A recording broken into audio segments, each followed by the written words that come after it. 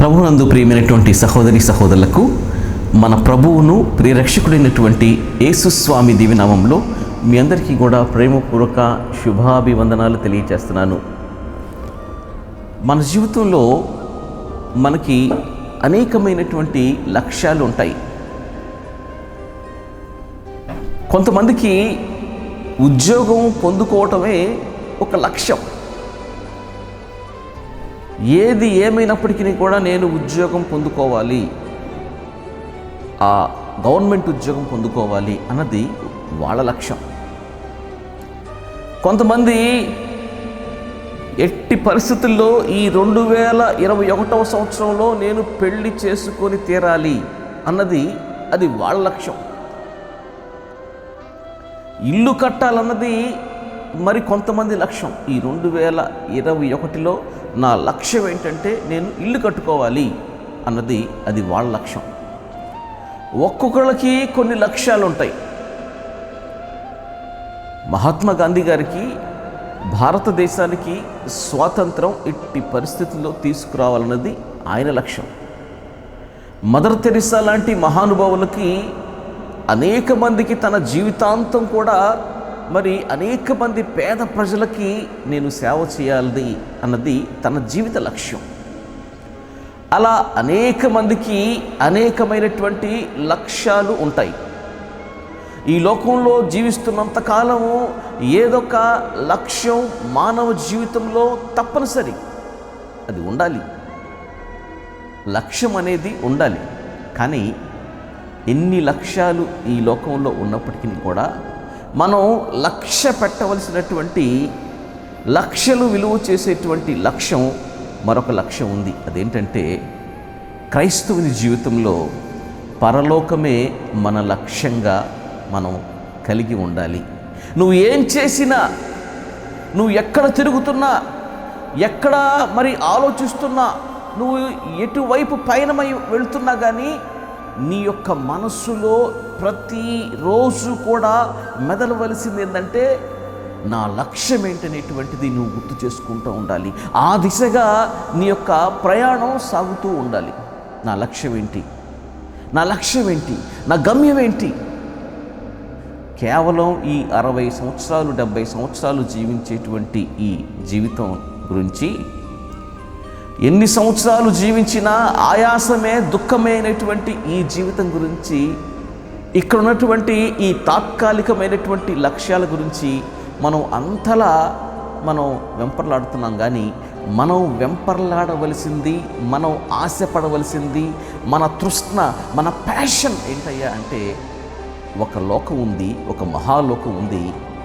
ఆ పరలోకంలో మరి ప్రభువు సన్నిధిలో ఈ లోకంలో కన్ను మూసిన తర్వాత పరలోకంలో ప్రభువుతో ఉండాలి అనేటువంటి ఒక విలక్షణమైనటువంటి లక్ష్యాన్ని మనం ఈ లోకంలో ఉన్నప్పుడే ఆ దిశగా పయనం అవ్వాల్సినటువంటి అవసరత ఎంతైనా ఉంది. వాక్యం సెలవిస్తుంది.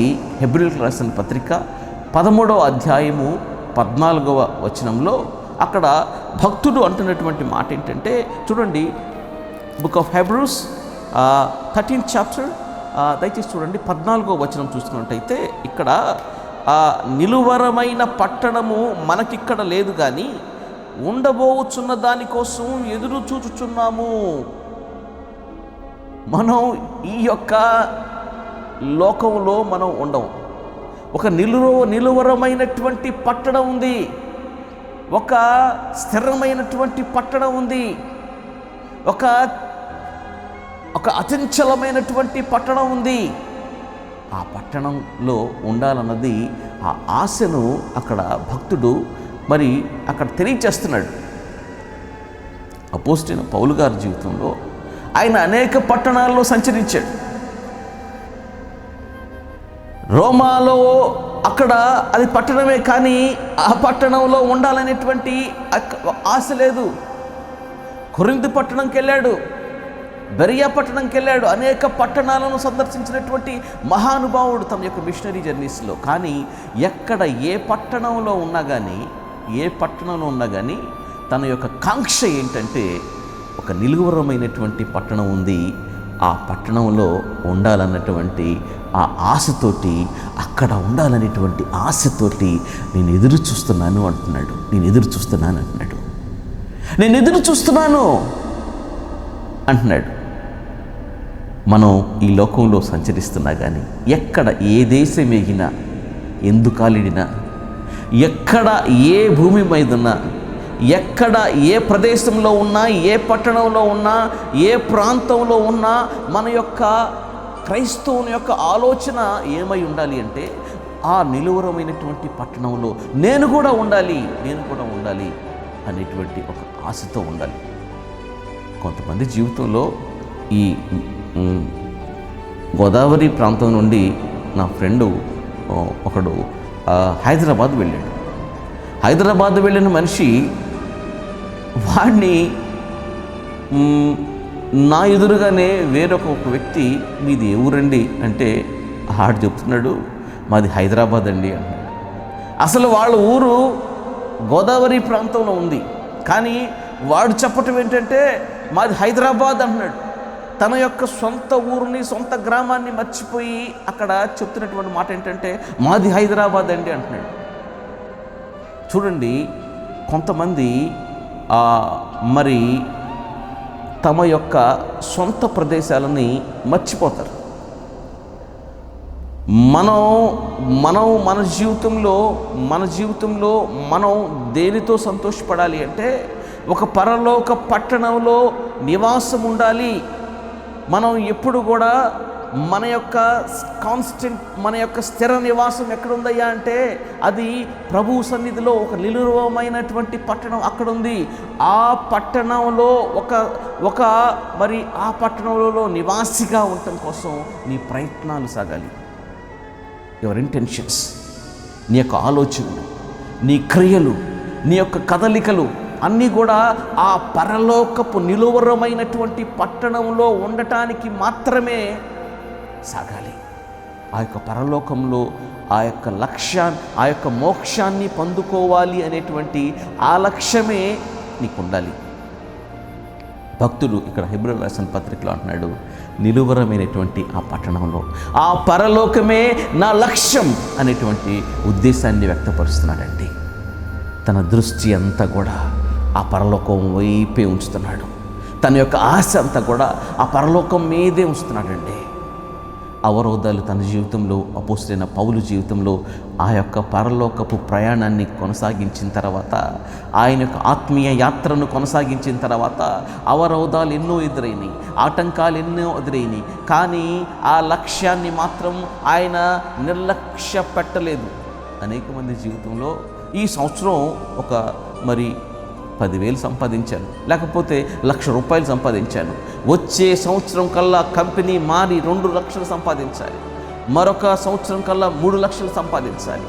లక్ష్యం ఏంటంటే ఈ దేశంలో నేను ఉంటున్నాను కదా, ఈ దేశంలో మరొక ఉన్నతమైనటువంటి స్థితికి వెళ్ళాలి అనేది లక్ష్యం. కానీ అనేక మంది భక్తుల జీవితాల్లో వాళ్ళు డబ్బును ఖాతరు చేయలేదండి, డబ్బును లక్ష్య పెట్టలేదండి. లక్షలు వాళ్ళ లక్ష్యం కాదండి, పరలోకమే వాళ్ళు లక్ష్యంగా పొందుకున్నారు. వాళ్ళు ఆ లక్ష్యాన్ని కలిగి ఉన్నారండి. అనేక అవరోధాలను అధిగమించారు వాళ్ళ యొక్క ఒక ప్యాషన్ తోటి. ఎట్లయినా కానీ ప్రభువు సన్నిధిలో ఉండాలి అనేటువంటి ఒక తపనతోటి వాళ్ళ జీవితంలో ఏం చేశారయ్యా అంటే అనేకమైనటువంటి అవరోధాలు, ఆటంకాలు ఎదురైనా కానీ వాళ్ళ లక్ష్యం పరలోకం కాబట్టి వాళ్ళని ఏది టెంప్ట్ చేసినా కానీ దానికి లోబడలేదండి. మన జీవితంలో మనం శరీరాశకు పట్టబడిపోతున్నామేమో, మన జీవితంలో మనం నేత్రాశకు పట్టబడిపోతున్నామేమో, మన జీవితంలో మనం జీవపు డంబానికి పట్టబడిపోతున్నామేమో. అనేకమైనటువంటి టెంప్టేషన్స్ మన జీవితంలో వస్తాయి. కానీ మన లక్ష్యం పరలోకం కాబట్టి ఈ టెంప్టేషన్స్ నుంచి పక్కకు వైదొలిగి మనం ప్రతిసారి కూడా పరలోకమే నా లక్ష్యం అనేటువంటి ఒక ఇంటెన్షన్ తోటి, ఒక స్ట్రాంగ్ డిజైర్ తోటి మనం ముందుకు సాగవలసినటువంటి అవసరత ఎంతైనా ఉంది. మన జీవితంలో మన యొక్క ఆత్మీయతను ప్రారంభించిన తర్వాత రాళ్లతో కొట్టేవాళ్ళు ఎంతమంది, పౌలు జీవితంలో రాళ్లతో కొట్టిన వాళ్ళు లేరా? కొరడా దెబ్బలు ఆయన అనేక సందర్భాల్లో కొట్టించుకోలేదా? ఎన్ని రకాల సమస్యలు ఎదురైనప్పటికీ కూడా ఆ యొక్క పరలోకపు ఆ యొక్క గమ్యాన్ని చేరుకోవాలి అంటే అనేక సమస్యలు ఎదురవుతున్నా కానీ ఆ రాళ్ల బాటను రాచబాటగా మార్చుకున్నాడండి పౌలు గారు. రాళ్ల బాటను రాచబాటగా మార్చుకున్నాడండి. తన యొక్క ఇంటెన్షన్ ఏంటంటే ఆ యొక్క పరలోకమే లక్ష్యం. తన యొక్క టార్గెట్ ఏంటయ్యా అంటే పరలోకమే నా లక్ష్యం అనేటువంటి ఆ యొక్క సదుద్దేశంతో ముందుకు సాగాడు అపోస్తలుడైనటువంటి పౌలు గారు. ఈరోజు మన జీవితంలో మనం ఎటు తిరిగినా కానీ ఏమి చేసినా మన యొక్క మదిలో మెదలవలసింది ఏంటంటే పరలోకమే నా లక్ష్యం అనేటువంటి ఆ భావన మనలో ఉండాలండి. మరి ఫిలిప్పీలకు రాస్తున్నాడు అపోస్తలుడైన పౌలు గారు.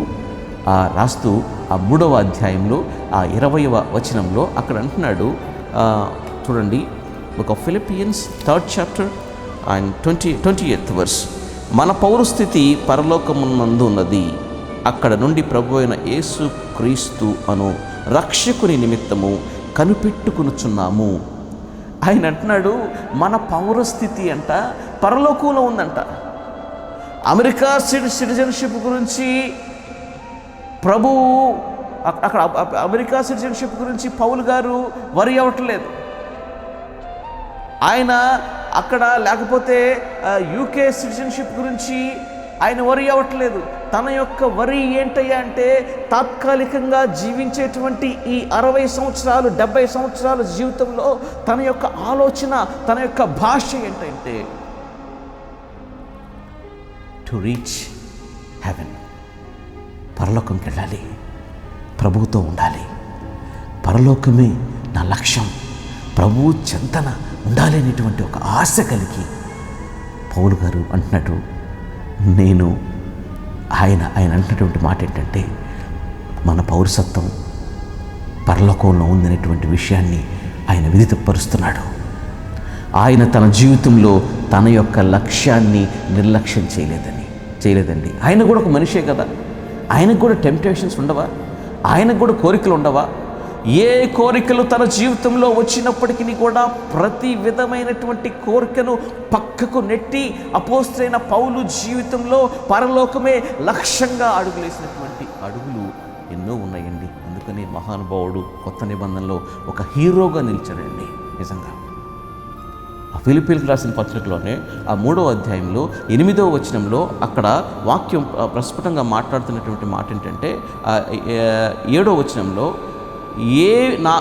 అయినను ఏవేవి నాకు లాభకరములై ఉండెనో వాటిని క్రీస్తు నిమిత్తము నష్టముగా ఎంచుకుంటుని. మన జీవితంలో అనేకమైనటువంటి లాభకరమైనటువంటి విషయాలు ఎదురైనా కానీ క్రీస్తు నిమిత్తము నో నీడ్.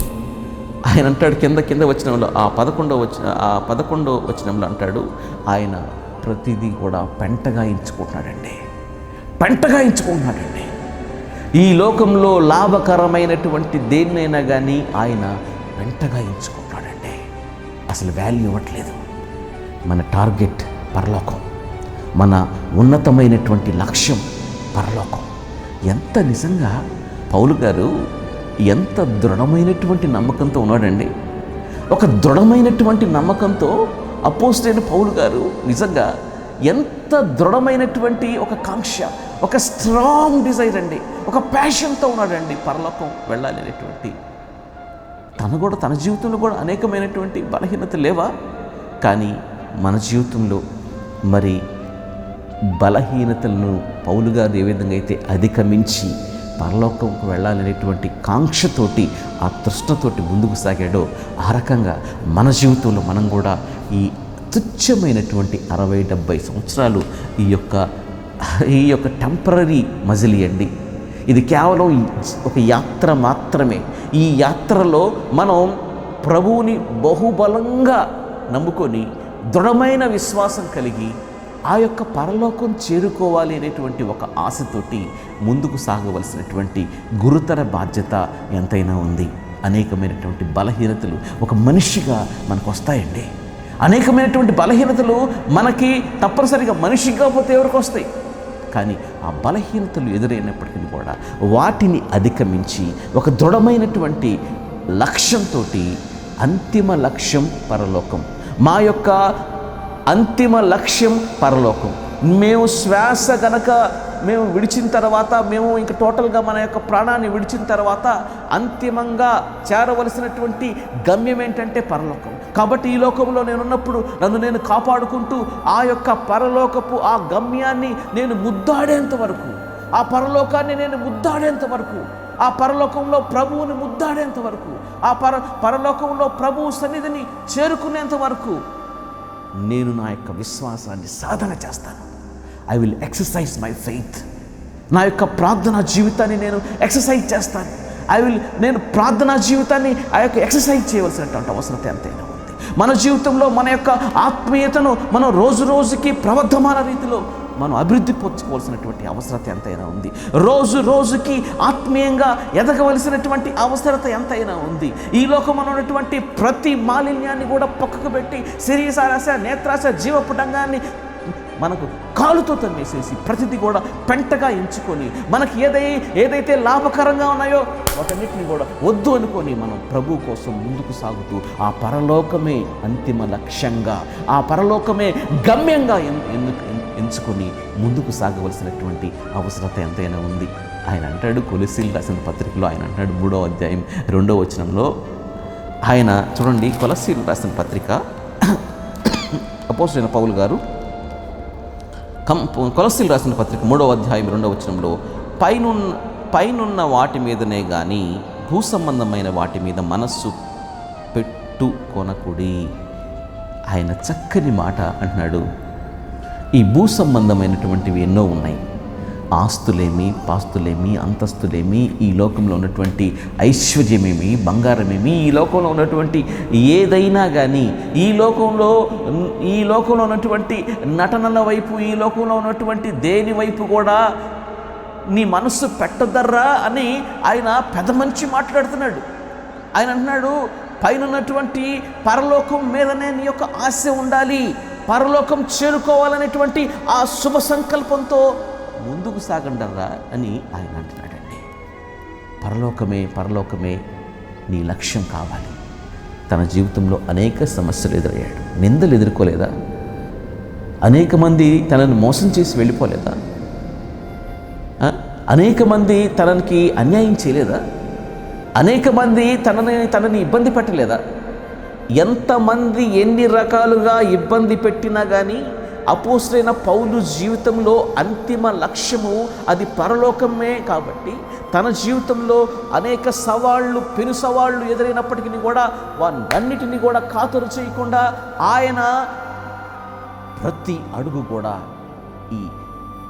ఈ యొక్క టెంపరరీ వరల్డ్లో తను ఏ విధంగా మరి సుఖంగా జీవించాలని తను ఆశించలేదు. కానీ ఈ లోకంలో తాత్కాలికంగా కొన్ని కష్టాలు పడ్డా కానీ అవన్నీ కూడా నథింగ్గా భావించి ఆ పరలోక సౌభాగ్యాన్ని, ఆ పరలోకాన్ని ముద్దాడాలనేటువంటి ఆలోచనతో ముందుకు వెళ్ళాడండి. తన జీవితంలో నిజంగా అనేక సార్లు ఎంతమంది మోసం చేసి వెళ్ళిపోలేదు. వెళ్ళే వాళ్ళని కాదనలేదు, ఉన్న వాళ్ళని వెళ్ళమనలేదు. అనేక సార్లు తన జీవితంలో ఆయన ఆ యొక్క పరలోకాన్ని లక్ష్యంగా కలిగి ఉన్నాడండి. నిజంగా ఆయన ఒకానొక సందర్భంలో ఆయన అంటున్నాడు, నిజంగా చక్కని మాట ఫిలిప్పీయులకు రాసిన పత్రికలో 1వ అధ్యాయం 23వ వచనంలో అంటున్నాడు, నేను వెడలిపోయి క్రీస్తుతో కూడా చూడండి, ఫిలిప్పీయులకు రాసిన పత్రిక 1వ అధ్యాయము 23వ వచనంలో, నేను వెడలిపోయి క్రీస్తుతో కూడా ఉండవలెనని నాకు ఆశ ఉన్నది, అది నాకు మరి మేలు. క్రీస్తుతో ఉండాలనేటువంటి ఒక ఆశను వ్యక్తపరుస్తూ అది నాకు మరి మేలు అంటున్నాడు. ఈ లోకంలో అడుగడుగున మోసం, దగా ఉన్నటువంటి ఈ లోకంలో, అడుగడుగున కక్షలు, కార్పణ్యాలు ఉన్నటువంటి ఈ లోకంలో, అడుగడుగున రకరకాల ఇబ్బందులు ఉన్నటువంటి ఈ లోకంలో ఈ మురికి కోపంలో ఉండటం కంటే నా తండ్రితో కూడా ఉండటం మరి మేలు అని ఆయన అంటాడండి. ఒక టెంపరరీ సుఖం కోసం ఏనాడు వాళ్ళు ఆశించలేదండి. ఒక పర్మనెంట్గా శాశ్వతమైనటువంటి సంతోషం, శాశ్వతమైనటువంటి ఆనందం, దేవుడిచ్చేటువంటి ఆ యొక్క బహుమానాల కోసం వీళ్ళు తాపత్రయపడ్డారు, తపన పడ్డారు వాళ్ళ జీవితంలో. అపోస్తలుడైన పౌలు గారి జీవితంలో ఆయన లక్ష్యం లక్షలు సంపాదించాలన్నది కాదు. ఆయన లక్ష్యం నిజంగా ఆయన కనుక ఆ యొక్క ఆర్మీలో కనుక కొనసాగినట్టయితే మరి లక్షలు సంపాదించేవాడేమో, కానీ లక్షలు సంపాదించడం ఆయన లక్ష్యం కాదు. కానీ తన దృష్టి, తన మనస్సు అంతా కూడా ఆ పరలోకం చేరుకోవాలి, పరలోకంలో ప్రభువుతో ఉండాలి, పరలోకంలో ప్రభువుతో గడపాలనేటువంటి ఒక తపనను ఆయన వ్యక్తపరుస్తూనే ఆయన ఉన్నాడండి. కాబట్టి మనం మన జీవితంలో పరలోకమే లక్ష్యంగా కలిగి ఉందామా? ఒక పక్షి ఎక్కడో ఐరోపా ఖండంలో ఉన్నటువంటి పక్షులు ఎక్కడో ఈ కొల్లేటి ప్రాంతానికి, ఈ ఆంధ్రాలో ఉన్నటువంటి ఈ కొల్లేరు అనే ప్రాంతానికి అనేకమైనటువంటి మరి పక్షులు అక్కడెక్కడి నుంచో ఐరోపా ఖండం నుంచి ఒక లక్ష్యం దిశగా పయనించి, వాటికి మరి రూట్ మ్యాప్లు లేవు, గూగుల్ మ్యాప్స్ లేవు, ఏం లేవు, కానీ అవి పక్షులు అనుకున్నటువంటి టార్గెట్స్ రీచ్ అవుతాయండి. ఒక పక్షికే అంత లక్ష్యం ఉన్నప్పుడు మన జీవితంలో మనం ఎంతటి లక్ష్యం కలిగి ఉండాలి? మనం ఒక మహాలోకం కోసం ఎదురు చూస్తున్నాం. ఆ మహాలోకంలో మనం ఉండాలి అంటే ఈ లోకంలో ఉన్నప్పుడే మనం ప్రతిదీ కూడా ఆ ఉన్నతమైనటువంటి మహాలోకంలో ఉండటానికి కావలసినటువంటి అర్హతను సంపాదించవలసినటువంటి ఆ యొక్క ఆవశ్యకత ఎంతైనా ఉందండి. ఆ హెబ్రీయులకు రాసిన పత్రిక 11వ అధ్యాయము 10వ వచనంలో కనుక చూసుకున్నట్లయితే, హెబ్రీయులకు రాసిన పత్రిక 11వ అధ్యాయము 10వ వచనంలో వాక్యం మాట్లాడుతుందంటే, అక్కడ అబ్రహాం గారు అంటండి. అబ్రహాం గారు ఆయన అనుకుంటే రిచ్ పర్సన్గా మరి మంచి బిల్డింగ్స్ కట్టుకోవచ్చు, కానీ గుడార నివాసిగా ఉంటూ ఆయన మరి అక్కడ చక్కని మాట రాసిందంటే, దేవుడు దేనికి అక్కడ శిల్పి ఉన్నాడో, నిర్మాణకుడై ఉన్నాడో ఆ యొక్క పునాదులు గల పట్టణం కోసం ఆయన ఎదురు చూశాడు. అబ్రహాం గారు విశ్వాసులకు తండ్రి, ఆయన జాతి పిత, విశ్వాసులకు ఆ యొక్క జాతి పిత. మరి ఆ యొక్క అబ్రహాం గారంట ఆయన పునాదులు గల పట్టణం కోసం ఎదురు చూశాడండి. ఆ పట్టణమే ఒక లక్ష్యంగా కలిగి ఉన్నాడు బ్రతుకున్నంతకాలం. మన జీవితంలో మనం ఏది లక్ష్యంగా కలిగి ఉన్నాము? పరలోకంకి వెళ్ళాలి. సాతాను వాడు ఎప్పుడు కూడా నిన్ను వెళ్ళకుండా అనేక రకాలుగా పడగొట్టడానికి ప్రయత్నం చేస్తూ ఉంటాడు. కొంచెం ప్రార్థన చేసుకున్నావా, కొన్ని శోధనలు ఉంటాయి, కానీ ఆ శోధనలను అధిగమించి, నీ యొక్క అడ్డంకులను అధిగమించి, అవమానాలను ఆశీర్వాదాలుగా మలచుకునేటువంటి ప్రభువు మీద ఆశ పెట్టుకొని ప్రతి పరీక్షలో నీవు నెగ్గుతూ, ప్రతిసారి కూడా నీ జీవితంలో పరలోకమే ఒక లక్ష్యంగా, విశ్వాస తపస్సు, ఒక తపస్సులాగా పరలోకానికి వెళ్ళాలనేటువంటి ఒక తపస్సుని నువ్వు చేస్తూ, నీ జీవితంలో ఏవైనా అవలక్షణాలు ఉన్నట్లయితే ఆ లవలక్షణాలన్నీ కూడా పక్కకు పెట్టి లక్షణంగా మరి ప్రభువు వద్దకు నువ్వు వెళ్ళాలి అంటే నీ యొక్క లక్ష్యం ఆ యొక్క పరలోకమే. కాబట్టి ఆ అవలక్షణాలని మరి మంచి లక్షణాలుగా మార్చుకుంటూ ఆ పరలోకమే నీ లక్ష్యంగా నీవు సాగవలసినటువంటి అవసరత ఎంతైనా ఉంది. నీ లక్ష్యం పరలోకం. ఆ పరలోక లక్ష్యాన్ని నువ్వు నిర్లక్ష్యం చేయొద్దు. ఈ లోకం శాశ్వతం కాదు. ఈ లోకం రంగుల మసిలి, ఈ లోకంలో భార్య బిడ్డలు, ఈ లోకంలో వీళ్ళు శాశ్వతం అనుకొని నీ జీవితం అంతా, నీ పరుగులంతా కూడా మరి వీళ్ళ కోసం పరిగెడుతున్నామేమో. నీ లోకంలో అది అవసరమే. నీ లోకంలో ఉంటున్నావు కాబట్టి అది అవసరమే. నీ యొక్క మరి కానీ అంతిమ లక్ష్యం ఏంటయ్యా అంటే, నీ యొక్క మెయిన్ టార్గెట్ ఏంటయ్యా అంటే పరలోకానికి వెళ్ళాలి. ఆ పరలోకంలోకి చేరాలి, ప్రభువుతో ఉండాలి, ఆ బంగారు వీధులలో నువ్వు సంచరించాలి. అది నీ లక్ష్యం కావాలి. ఆ లక్ష్యం మనందరి లక్ష్యం కావాలి.